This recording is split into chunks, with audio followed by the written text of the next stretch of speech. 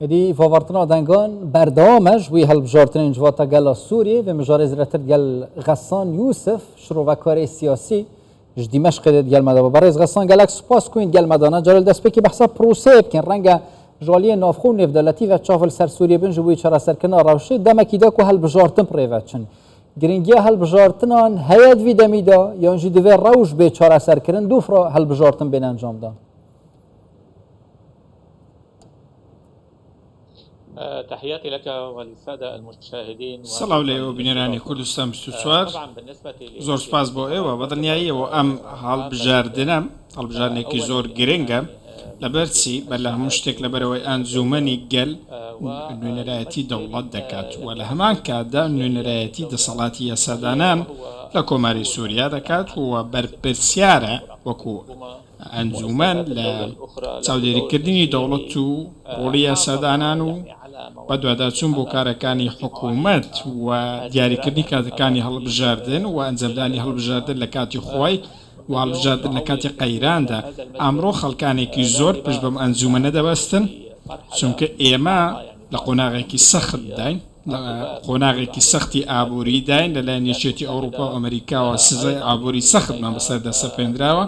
لە هەمان کاتدا ئێمە کێشەی دیکەشمان هەیە کێشەمان لەگەڵ تورکیا و ئیسرائیل هەیە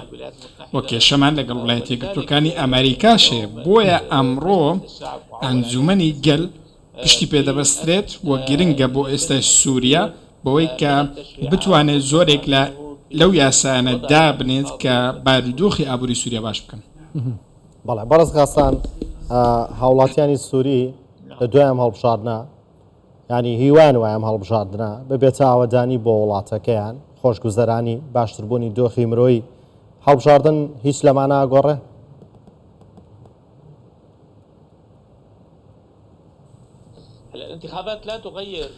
هەڵبژاردنەکان بەگشتی شتێک ناگۆڕن بەڵام وەکو ئاماژە پێکە ڕۆڵی ئەنجومەنەکە دەکرێت شت بگۆڕێت واتە ئەگەر ئەنجومەنەکە خاوەن دیدگایەکی تایبەت بێت وەکو ئەوەی سەرۆک ئەسەد باسی کرد ئەگەر دیدگامان هەبێت بەرەو پێشچوون دەبێت بۆ پەیڕەوی ناوخۆی ئەنجومەنی گەل بە شێوازێک کە یارمەتی دەربێت لە برەودان و باشترکردنی کاری وەزارەتەکان و کاری حکوومەت بە شێوەیەکی گشتی ئەمەش دەربڕی ئەوەیە کە ئەنجومەنی گەل ڕۆڵێکی باڵای هەیە لە داڕشتنی یاساکان و یاساکانی وەبەرهێنان و ئابووری و هەناردەکردنی کاڵا و هەروەها بۆ زامنکردنی ئەو یاسا و ئەو بابڵێندا بوونەریتانەی یارمەتی دەرن لە پەرەپێدانی کشت و کاڵ و یارمەتیدانی جوتیاران و دانانی کۆمەڵە یاسایە کە مافی وەبەرهێنەر بپارێزن بەتابەتیش ئەگەر زۆرێک لە ئاوادانکردنەوە دووبارە بنیادنانەوە لە سووریا هەبێت ئەمە دەبێتە هۆکاری هێنانی وەبەرهێنەرێکی زۆری بیانی بۆیە بەڵێ ئەنجومەنی گەل ڕۆڵێکی باشی هەیە لە قۆناغیدا دەردەکەوێت. روشا سوری وی آوایی هاتیه دابش کردن حتی پروسین سیاسی و پروسین هەڵبژاردن اینجا ما وید منوید تنی هەڵبژاردن نافچین جیر دستالات حکومت شامی دا پریوت چونه لی بجداری ولاتیان و یکی دیار که حتی چرا ده خلق کاره یعنی باوری بدستالات دهاتی بتایبتیش جواتا گلبینه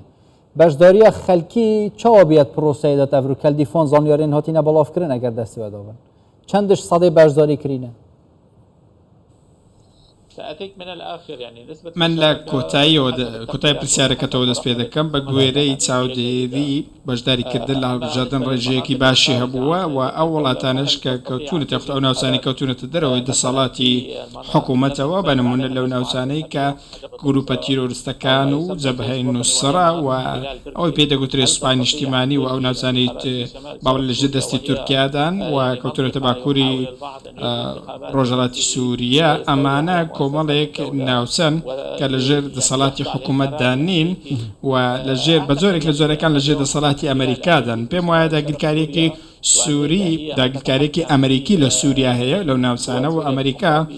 بڕیاری ئەو ناوچانەی بەدەستە و تەواوی ئەو گروپانەی بەدەستە و بڕیاری ئەو گروپانەی وەکو ئەوانەی لەو ناوچانە با بڵێن حکمیان هەیە لەژێر دەستی ئەمریکادا ئێمە تێبینی ئەوەمان کردووە هەموو ئەمانە ئیرادەیان داوە بەدەست ئەمریکا و ڕێگەیان نەداوە سندوقی هەڵبژاردن لە ناوچەکانیان دابەندرێت سندوق گەلێک کە حکوومەت دابەشی کردووە و ئەوان ڕێگەیان نەداوە سندوقەکان لەوێ دابندن بە هەمان کاتدا لە ناوچەکانی داگیرکاری تورکیا ڕێگەیان نەداوە هەڵبژاردن بکرێت و ڕێگریان لەو کارە کردووە چونکە داگیر کراون. بەڵێ سەبارەت بە ئاساییبوونەوەی پەیوەندیەکانیان هەوڵدان بۆ ئاساییکردنەوەی پەیوەندیەکانی نێوان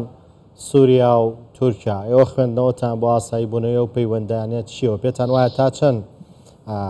کۆبوونەوەکانی داهاتوو ئەگەر هەبێت لە نێوان سەرۆکی نێوان هەردوو وڵات دەرەنجامێکی باشی هەبێت؟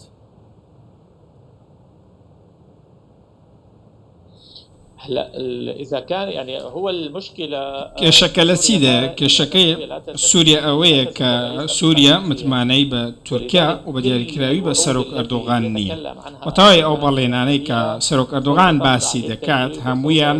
دەستنە بواری باوڵێن ئەزمونونەوە و دەبێت کۆبوونەوەی تکنیکی هەبێت لە نێوان بەرپرسانی تورکیا و بەرپرسیانی سووریا لەسەر ئاستی وەزارەتی دەرەوە و بەرپرسە ئەمنیەکان و هەروەها وەزارەتی بەرگری هەردوو لە دوای ئەوە خشتەیەک دیاری دەکرێت و بە گوێرەی ئەو خشتەیە هەوڵ دەدەن گروپە تیرۆریستەکان هەڵبۆشێنەوە و هەوڵ بدەن لەو ناوچانە بچنە دەرەوە و سوپای تورکیا جێی ئەو ناوچانە و سوپای سووریا بەماشێوە بێنە سەر سنوورەکان و ئاسایشی هەردوو وڵات بپارێزن بەڵام ئایا تورکیا بەمەڕازی دەبێت ئایا بۆ نمونە جەبهەت النوسرە هەڵدەوەشێنێتەوە تاکو ئێستاش و ئەوەی کە دوێنێ وەزیری دەرەوەی تورکیا باسی داعشی کرد و باسی پەکەکەی کرد بەڵام باسی جەبهەت النوسرەی نەکرد وەکو تیرۆریست و باسی ئەو گروپانەی نەکرد کە با بڵێن پاشماوەکانی داعش و ئەوانەی لێ ماونەتەوە و چوونەتە ئەوەی ئەو بەرەی کە پێی دەگوترێت جەیشی یاخود سوپای نیشتیمانی و ئەمانە بە کۆمەڵە بەکرێگیراون لە لیبیا و لە ئازەربایجان و لە سۆماڵ و نایجیریا و لە تەواوی ئەو ناوچانە